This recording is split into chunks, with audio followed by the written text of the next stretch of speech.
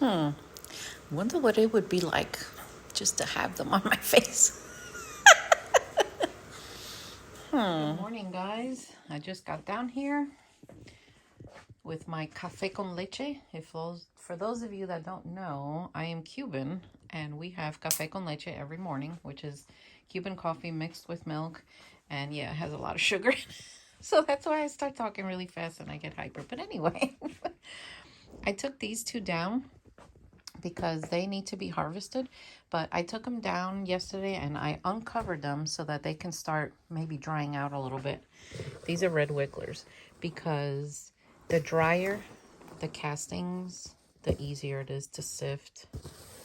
It just is. Oh my gosh, you wouldn't believe. Well, I'm sure you have seen me sift these things with the wet casting, and it's a sticky hot mess because it clogs up the harvester, and it just makes it harder. So let's check this one. That one's kind of dry. Well, kind of, but not really. I can't really tell you how to figure out if it's dry. I go by feeling it, and that's something that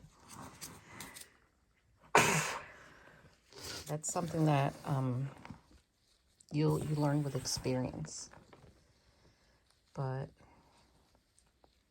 I think they could go a little longer in this bedding, honestly. There's still like big pieces in here. Yeah, I'm gonna let them go maybe another week. I'll feed them and then we'll check back. Let me see the moisture.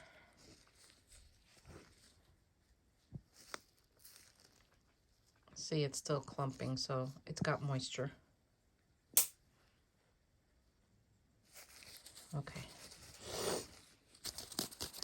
Worm chow time. I'm just gonna give them some down the middle. If you're new here, like and subscribe. If you like what I do here, what I do in the garden, what I do with cooking occasionally. I really appreciate your subscription and you watching my videos. I've been a worm farmer in January. It'll be 21 years. But professionally, like to sell them, this is my second year. So I should wet that. Let me get my special liquid. This is something that I make myself.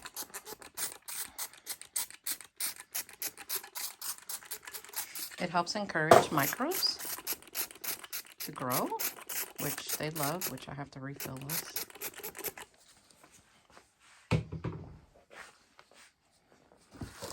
I'm just gonna cover them up again. There you go, guys. I give them back the same newspaper because they were eating it.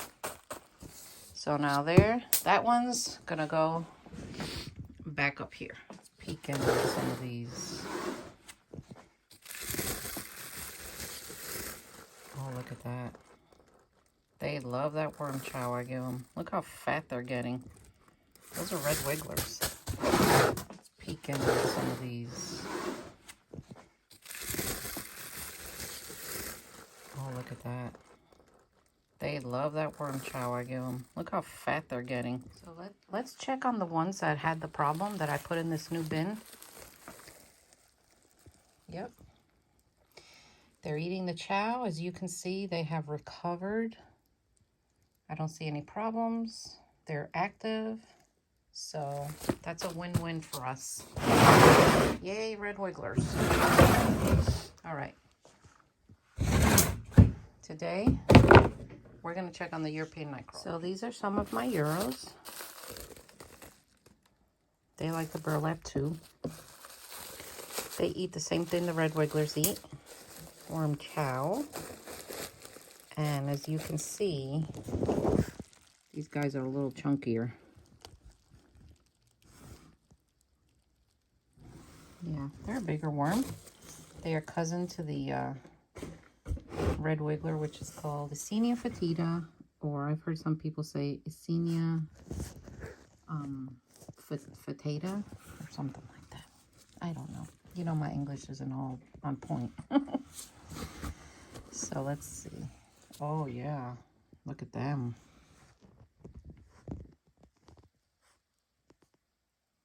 That's a nice European right there.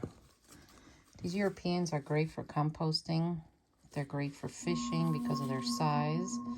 And they are also resilient to cold as far as my personal experience. I have raised them in my garage, which hit 30 degrees one time. And I'll tell you a story. Last year, I bought some worms from a friend of mine, European nightcrawlers. And it was January. And he's way up north in the northern states. We're talking way up north. And it was like 10 degrees here. And he's like, I don't know, V. I'm like, listen, just send them. And if they die, I'll take responsibility. It won't be your fault. He's like, okay. So he sent me a bunch of euros. And when they arrived, when I took it out of the box, their bedding was a solid block of ice. And they were all in there. And I thought, oh my gosh, they have literally frozen to death. But I'm like, no, wait, I'm gonna, let me just see. So I put them in one of these bins, the block of ice, and I started pouring warm water on the block and just picking away at it little by little. I got to the bottom, I drained the water, I had worms. When they started warming up, those worms started coming back to life, or waking up basically. So what I think was the cold made them go dormant.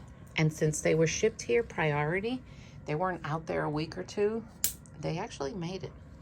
And I sent him a picture. He was in shock. He's like, oh my gosh, I cannot believe.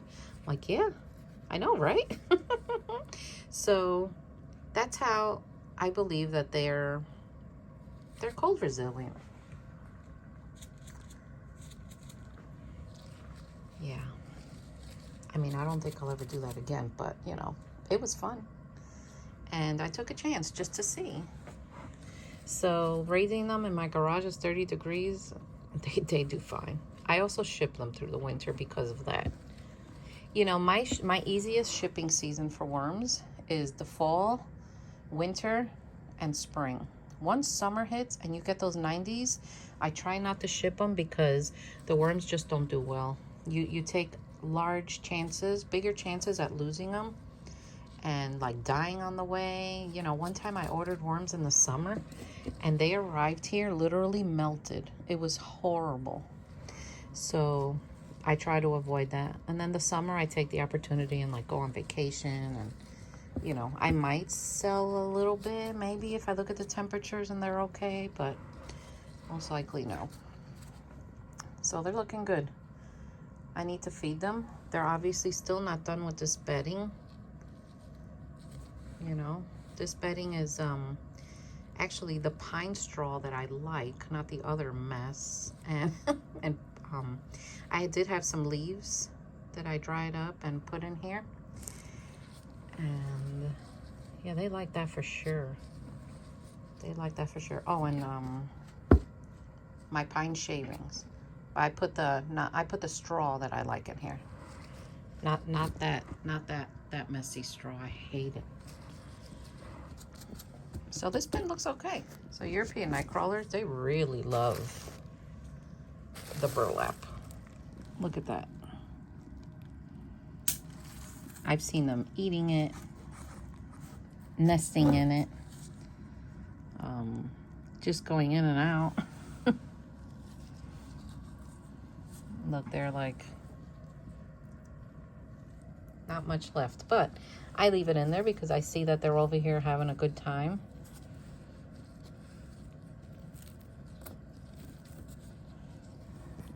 So they're nice.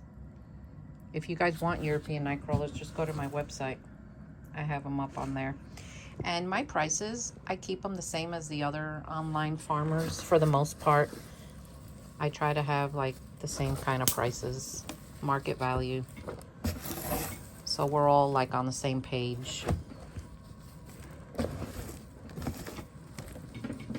They're getting nice and fat. Look at them. And you know, autumn is pretty much almost here. So if you want them, hit me up. Wow. They're doing really good. As far as their behavior, they behave a lot like the red wiggler.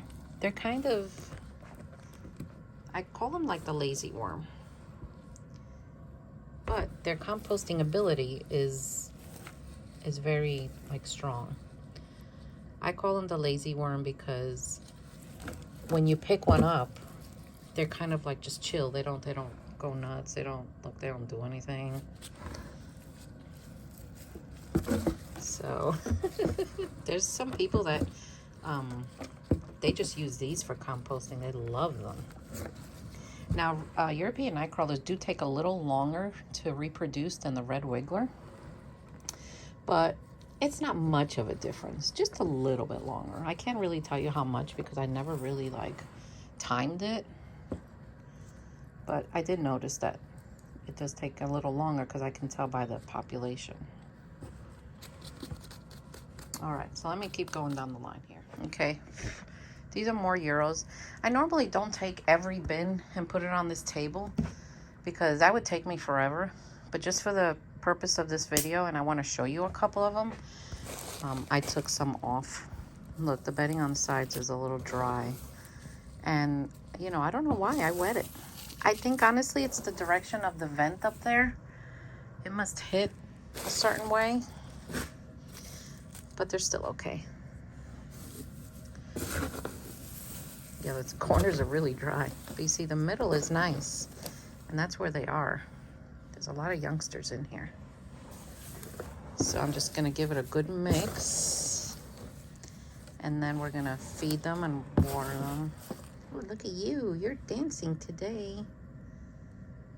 They're so cute. Red European nightcrawlers were my second worm to learn how to raise. I started out like everybody else with the red wiggler because they are just easier and more forgiving if you make a mistake. But these guys are not too far behind, you know. See, this one's more wet in the middle and the edges are drier. Let me see down here. Oh yeah, look at them. They love it.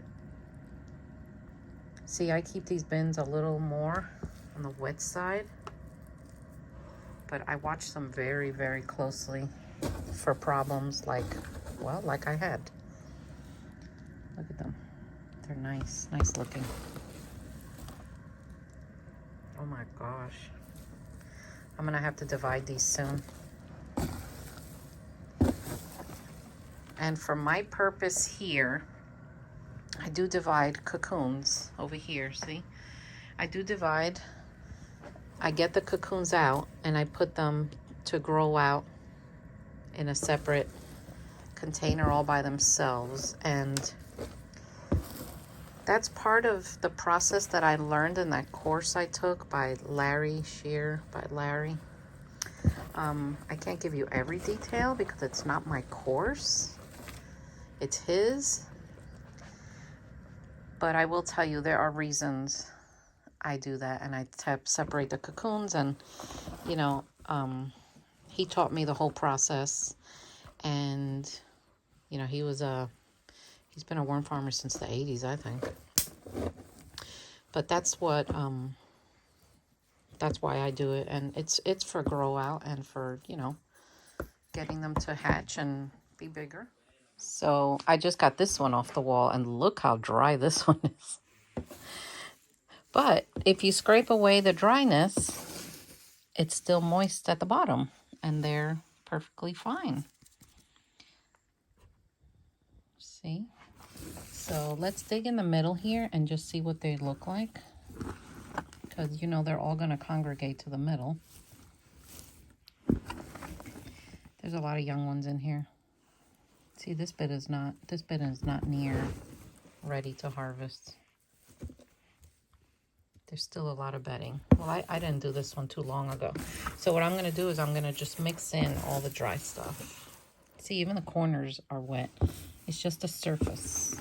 Even though I have it covered with plastic to keep the moisture in. So we're just going to mix this. Get some moisture in there. I hope you're liking my worm videos. I mean, this is just me. This is my life. Or part of it.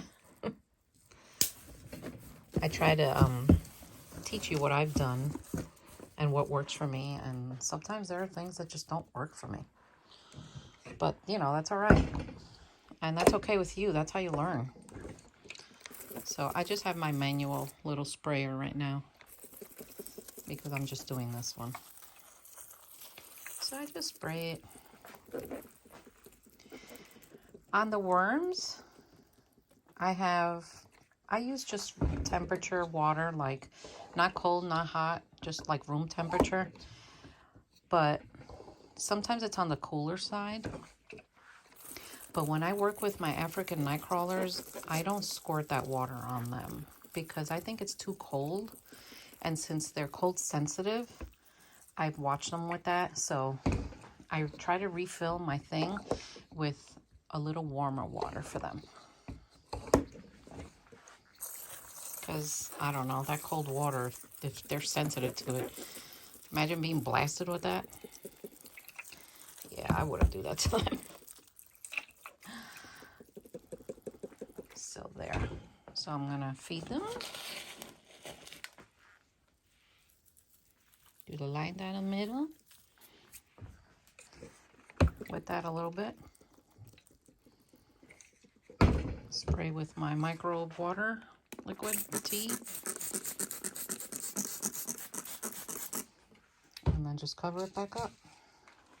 Look, even the edges of the burlap are, yeah. This stuff is a diatomaceous earth, food grade kind. Sometimes I put a little in if I see too many mites for my liking. And it takes care of the problem. Plus, it takes care of it before it becomes a problem. Plus, diatomaceous earth can be used as a grit form. So if you want to use it as a grit form, you can. I know people that do that. So they're definitely breeding in here. Look at the little babies. All right. So he's going to go back up. So anyway, guys, I hope you enjoyed this video. Like and subscribe. And if you want worms or any worm accessories, chow or t-shirts or any of the other things I have on there, go to my website, thegardenandwormlady.com. And if you're interested in the course, I'm going to link it down below. And I'll see you all next time. Take care. Hey guys, welcome back to my channel. Today I'm putting some castings in here in this little pad, the little grow thing. See, like over here this is my wheatgrass station. And I have some wheatgrass over there, some seeds. And I grow these pads for the worms. Like you see them in my European nightcrawler nursery bin. Let me show you. Here it is. Remember, this is the one? They absolutely love it. All my worms love it. So I sprout wheatgrass for them. And I think you can do this with like broccoli seeds or any other type of sprouting material. So this is pure worm castings. I never put fillers in my worm castings. I think some people do that. And that's okay if you want to sell it mixed. I mean, just tell people it's mixed. But I don't know, I just put mine 100% pure, like I can't be bothered. All right, let's go to wormery. So this is what I'm doing today. And see, I have my wheatgrass up here.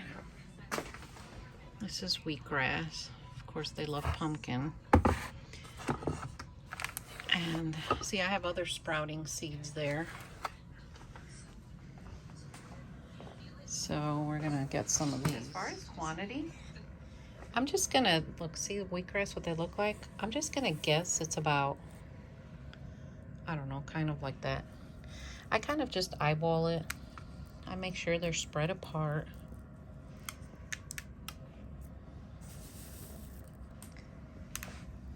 The castings are moist because I keep them in a covered container. But that container, even though it's covered, it still has air in it because it's not like 100% sealed tight. Oh, I lost one. So I'm gonna put a little more. I want them to be nice and packed. Well, somewhat.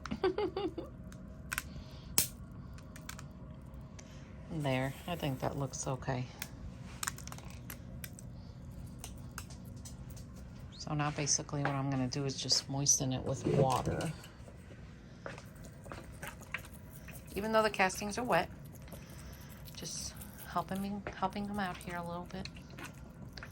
Plus the water's not gonna sit in there because the castings will, you know, it'll absorb it. And when these things sprout, it'll also absorb it. So I think that's good. Now I cover them with their lid and I put them back. These are the lids. And I'll do my best to link this down below, if I remember. It's called a, like, I think it's a seed sprouting station or something like that. You know what? Let's do an experiment. I'm just gonna leave this one like this. But these two, I'm gonna spray with my tea and just see what happens. Let's see what happens in a few days. This is gonna be interesting. So now I cover it up and I put them back on the rack. So here we go. I put them back on the rack and we're gonna see. The two in the middle are the ones I sprayed with the tea and the top one is not. Another thing I'm gonna talk to you about in another video, because I need Joe here for this one, is our filtration system for the house, which this is only part of it. And our county has tested our water and has come to see the process and the machines we have, and they say we have the purest water in the county. So definitely amazing for the worms and us. So basically I just put this back. I love that this came in a little pouch. I get these on Amazon. I know there's somewhere, or maybe even on Amazon, where you could get them in like 50-pound sacks or whatever. But for my personal use, this is fine. And this one, there's another website I got that on, but it's been a while, so I gotta remember what it is. I'm not even sure. But that has like everything in it. And you know, good nutrition for the worms means better castings, better reproduction, better babies, and no problems for me. So yeah, it's all good.